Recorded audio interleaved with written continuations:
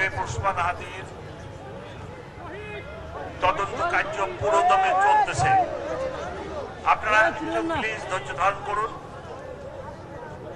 সরকার, police, BJP, RAB সহ অন্যান্য সকল গোয়েন্দা বাহিনীকে এই ঘটনার পিছনে কারা আছে তা উদ্ঘাটনের জন্য নিয়োগ করেছে, আপনারা সবাই জানেন। ইতিমধ্যে আমাদের এই হত্যাকাণ্ড ও রহস্য উদ্ঘাটন এবং তদন্তের যথেষ্ট অগ্রগতি আছে। তদন্তের স্বার্থে আমি তদন্তের সব বিষয়াদি এখানে বলাটা ঠিক হবে না, তাহলে আমাদের প্রতিপক্ষ আমাদের রহস্যগুলো জেনে যাবে। তাই যতটুকু সম্ভব তদন্তের যে অংশটুকু বলা যায় আমি সেগুলো আপনাদের কাছে এখন বলছি। মামলা তদন্তে চলাকালীন এ যাবৎকাল 10 জনকে গ্রেপ্তার করা হয়েছে।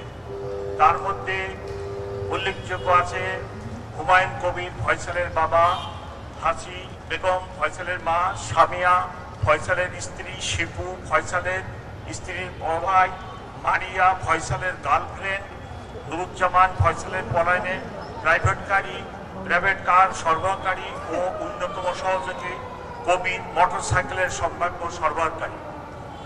এই তদন্তে আমরা যে দুটি পিস্তল ব্যবহার করা হয় সেই পিস্তল দুটি উদ্ধার করেছি।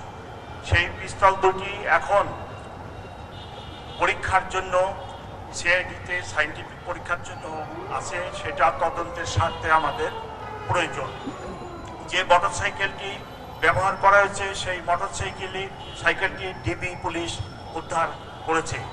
এছাড়া এই হত্যাকাণ্ডের পিছনে অনেক টাকা ব্যয় করা হয় এবং 218 কোটির সই করা চেকও আমরা উদ্ধার করেছি।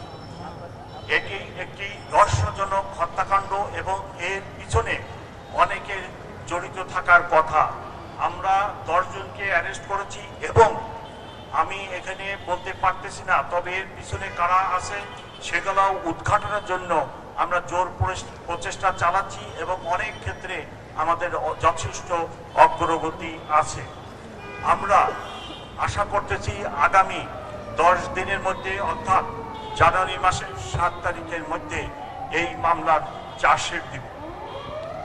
এই মামলা সংক্রান্তে আমার কাছে অদ্যাবধি যে তথ্য আছে আপনাদেরকে দিলাম। যতটুকু তদন্তের প্রকাশ করা যায় ততটুকুই বললাম। আগামীকাল আরো বিস্তারিতভাবে আপনাদেরকে আমার মিডিয়া সেন্টার থেকে ডিবির চিফ ইন ডিটেল বলবেন।